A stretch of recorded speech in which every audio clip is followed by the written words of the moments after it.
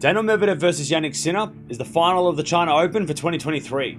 And both guys have been super impressive to get to the final. Sinner entered the tournament as the number 6 seed and will take on Dan Evans in the first round. And after dropping the second set, would fight to win in 3, 6-4, 6-7, 6-3. In the second round, he'd take on Nishioka. And this was by far the easiest match so far this week for Sinner, getting through in straights, 6-2, 6-love. In the quarterfinals, he'd take on Dimitrov, who had just taken out Rune, the third seed in the previous round. And after dropping the second set, Sinner would fight back to win, 6-4, 3-6, 6-2, to advance to the semis. In the semi-finals, he'd take on Carlos Alcaraz, the number 1 seed, who'd played some epic matches against in the past. And after a close first set, Sinner would get through in straights, 7-6, 6-1, to advance to the final. Medvedev entered the tournament as the number 2 seed and would take on Paul in the first round. But this was no problem getting through in straights, 6-2, 6-1. In the second round, he'd take on Diminor, and after a close first set, he'd get through in straights, 7-6, 6-3. In the quarterfinals, he'd take on Humbert, who had taken out Rublev, the number 5 seed in the previous round. And this was the toughest match so far. After dropping the second set, having to fight back to win 6-4, 3-6, 6-1 to advance to the semi-finals. In the semi-finals, he'd take on Alexander Zverev, the number 8 seed, a man he'd already played 4 times this year. But Medvedev was on a different level, getting through in straights, 6-4, 6-3 to advance to the final. These two have played 6 times before, with Medvedev winning all 6 matches,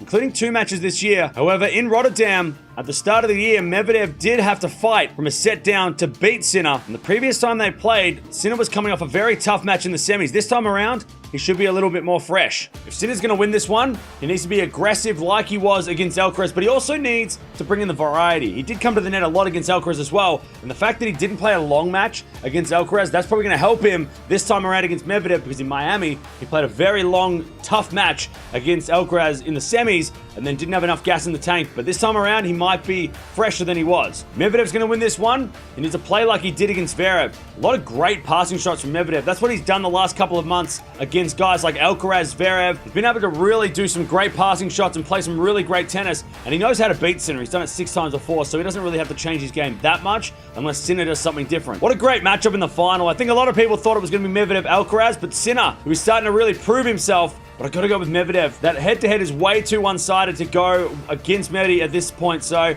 gonna go with Medvedev in 3, but I reckon Sinner's gonna make this really interesting, but I have to go with Medvedev. Let me know down in the comments below who's gonna win this one.